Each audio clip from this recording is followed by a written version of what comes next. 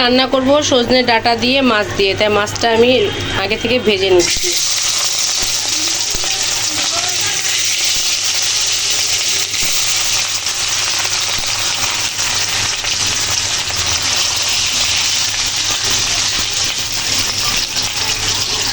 এবার এর ভিতর দিয়ে দিলাম আমি পেঁয়াজ কুচি।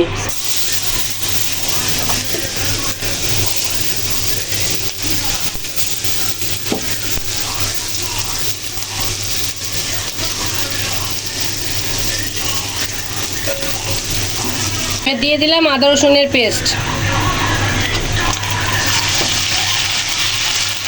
মশলাটা কষানোর জন্য সামান্য একটু পানি দিয়ে দিলাম।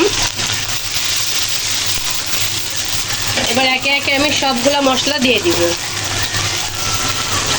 সামান্য হলুদের গুঁড়া,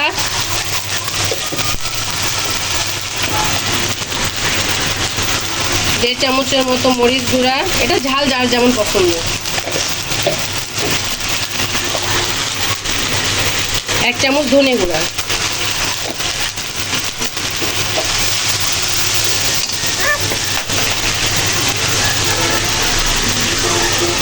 এবার দিয়ে দিব স্বাদ মতো লবণ।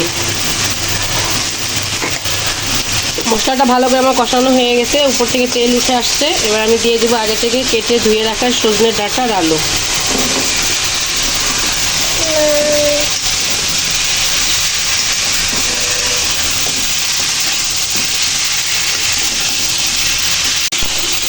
সজনে ডাঁটাগুলো ভালো করে কষানো হয়ে গেছে। এবার আমি পরিমাণ মতো পানি দিয়ে দেবো, এটা হালকা সিদ্ধ হওয়ার জন্য।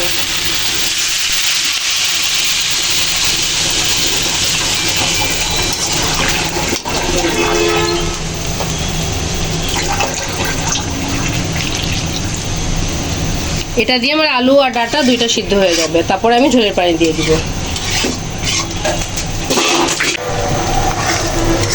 সজনে ডাঁটাগুলো আমার কষানো হয়ে গেছে। এবার আমি এটাতে পরিমাণ মতো ঝোলের পানি দিয়ে দিব।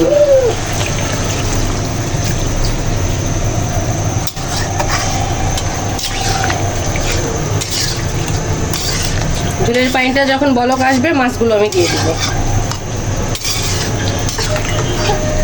তরকারি ঝোলটা ফুটে উঠছে। এবার আমি এর মধ্যে আগে থেকে ভেজে রাখা মাছগুলো দিয়ে দিব।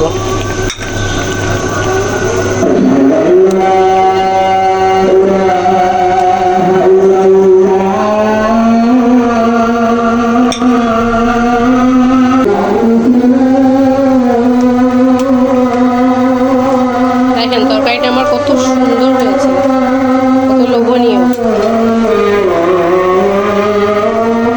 ব্যাস আমার তরকারিটা হয়ে গেছে। এবার আমি তরকারিটা নামিয়ে ফেলবো।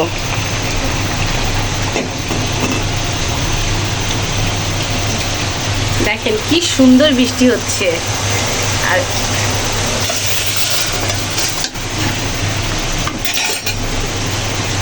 আর এই সুন্দর বৃষ্টির মধ্যে আমার প্রিয় তরকারি সজনে ডাঁটা, এটা হচ্ছে আমি বলে না, আমার পরিবারের সবাই, আমার ছেলে মেয়ে, আমার হাজবেন্ড সবাই খুব পছন্দ করে।